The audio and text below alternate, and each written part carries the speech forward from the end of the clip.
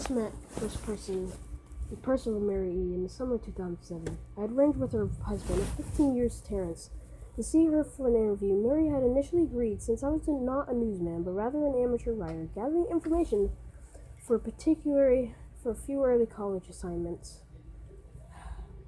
If all went according to plan, some pieces of fiction, we scheduled the interview for a particular weekend when I was in Chicago, on unrelated business. But at the last moment, Mary changed her mind and locked herself in the couple's room, refusing to meet with me.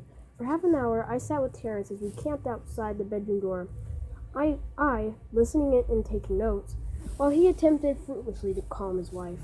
The things Mary said made little sense, but fit with the pattern I was expecting. Though I could not see her, I could tell from her voice that she was crying. And more often than not, her objections to speaking with me centered around an incoherent diatribe on her inner dreams, her nightmares. Terrence apologized profusely when we ceased the exercise, and I did my best to take it in stride. Recall that I wasn't a reporter in search of a story, but merely a curious young man, in search of information. Besides, I thought at the time I could perhaps find another similar case if I put my mind and resources to it.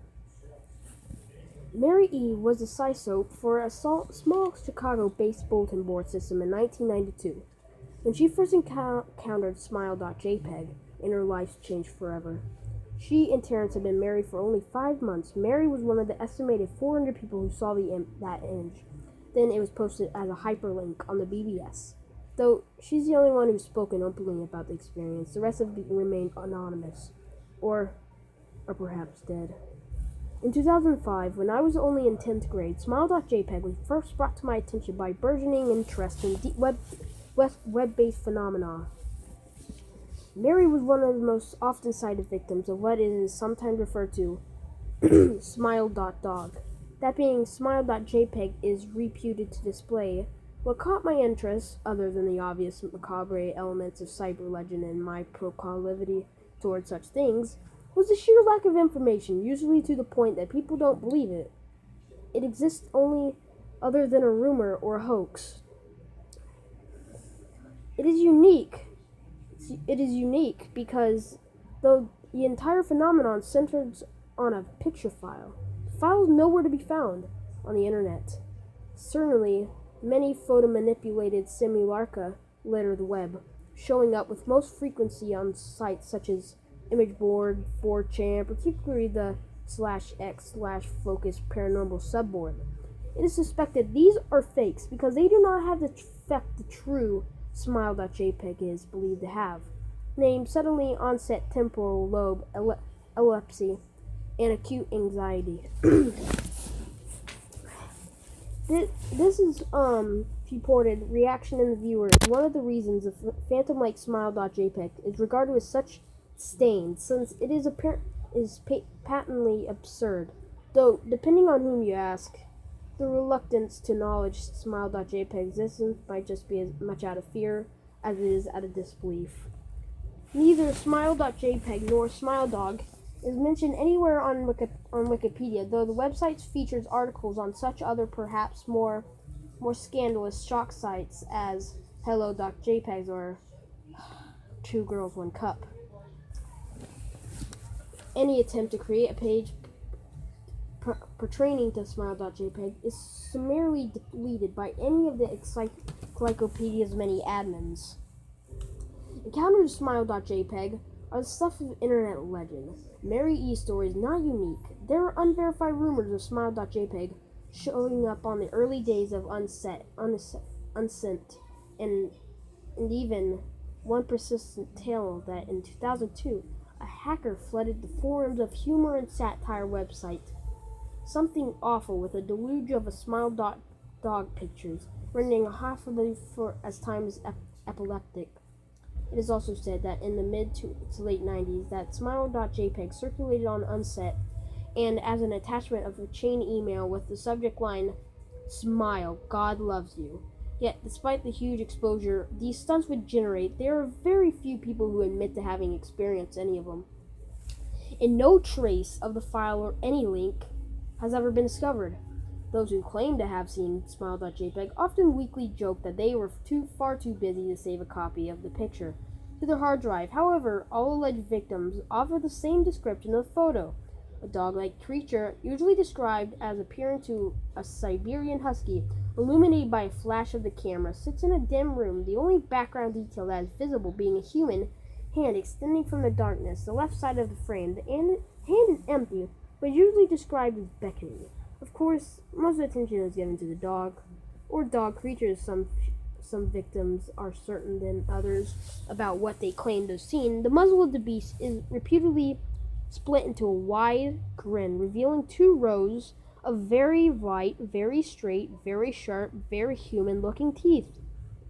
This is, of course, not a description given immediately after viewing the picture, but rather a recollection of the victims who claim to have seen the picture, endlessly repeated in their mind's eye during the time they are in reality having epileptic fits. These fits are reported to continue indeterminately, often while the victims sleep, resulting in very vivid and disturbing nightmares. They may be treated with medication, though in some instances it is more effective than others. Mary E., I assumed, was not on effective medication. That's why, after my visit to her apartment in 2007, I sent out flyers, several folklore and urban legends-oriented news groups, websites, and mailing lists, hoping to find the name of a supposed victim of Smile.jpg, who felt more interested in talking about his experiences. For a time, nothing happened, and at a length, I email. However, I forgot completely about my pursuits. Since I had begun my freshman year of college and was quite busy, Mary contacted me via email. However, near the beginning of March 2008, from Mary.net. Subject: last summer's interview. Dear Mr. L.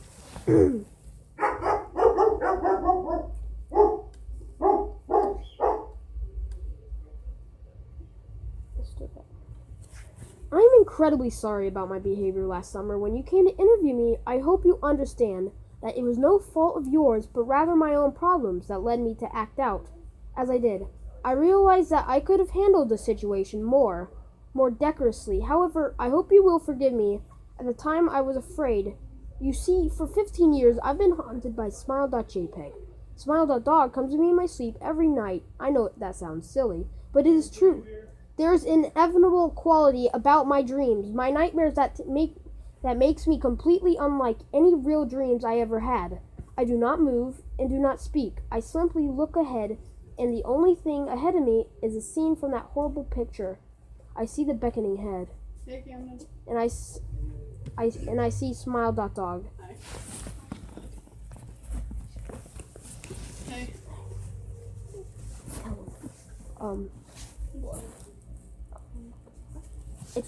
It demands, and I know exactly what it means. It wants me to show it to someone else. And I could. The week after my incident, I received in the mail a manila envelope with no return address. Inside was a 3.5-inch floppy disk. Without having to check, I knew precisely what was on it. I thought for a long time about my options. I could show it to a stranger, a co-worker. I could even show it to Terrence. And much as the idea disgusted me, and what would happen then? Well, if Smile.dog kept its word, I could sleep. Yet, if it lied, what would I do? And who was to say something worse would not come for me if I did as the creature asked? So I did nothing for 15 years, though I kept the disc hidden among most of my things.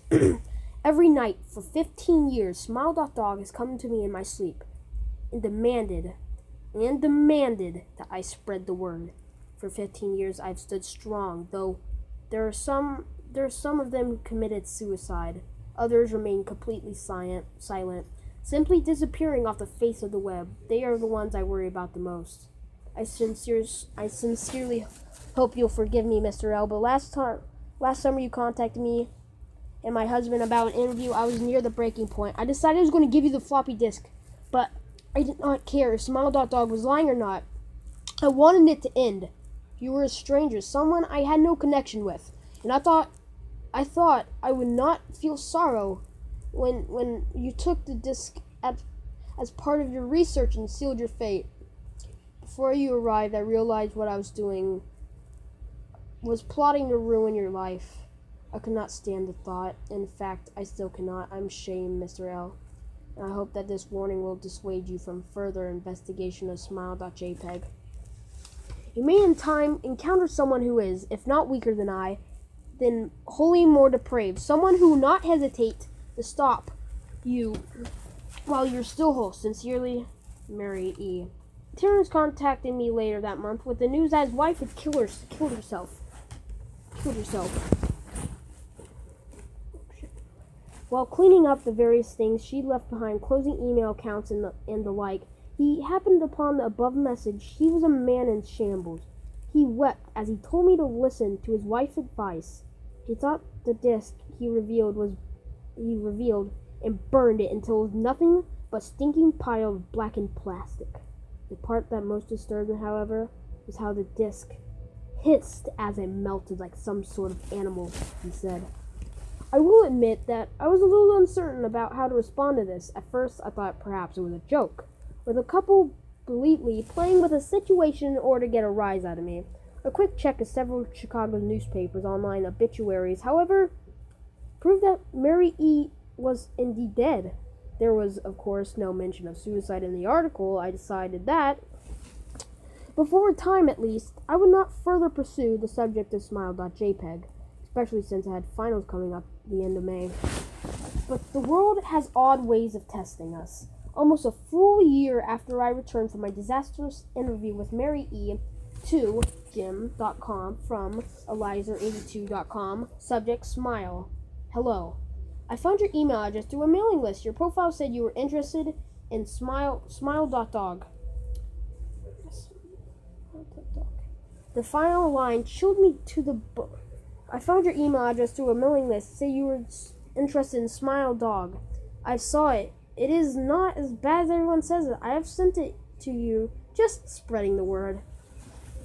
Smiley face. The final line chilled me to the bone. According to my email client, there was one file attached called naturally smile.jpg. I considered downloading it for some time, but it was mostly like a fake.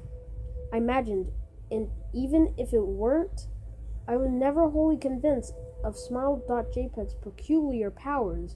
Mary E.'s account has shaken me, yes, but she was probably mentally unbalanced anyways. After all, how could a simple image do what smile.jpg was said to accomplish? What sort of creature was it that could break one's mind with only the power of the eye?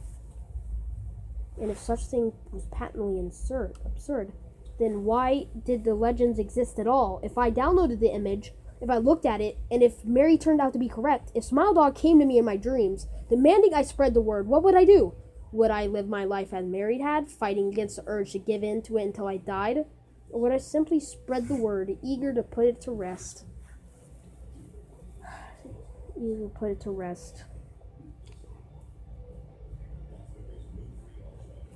And if I choose the latter route, how could I do it? Whom would I burden it to? If I went through with my earlier intention to write a short article about smile.jpg, I decided I could attach it as evidence, and anyone who read the article, anyone who took the interest, would be affected. Even assuming smile.jpg attached to the email was genuine, would I capacious enough to save myself in that manner? Could I spread the word? Yes. Yes, I could.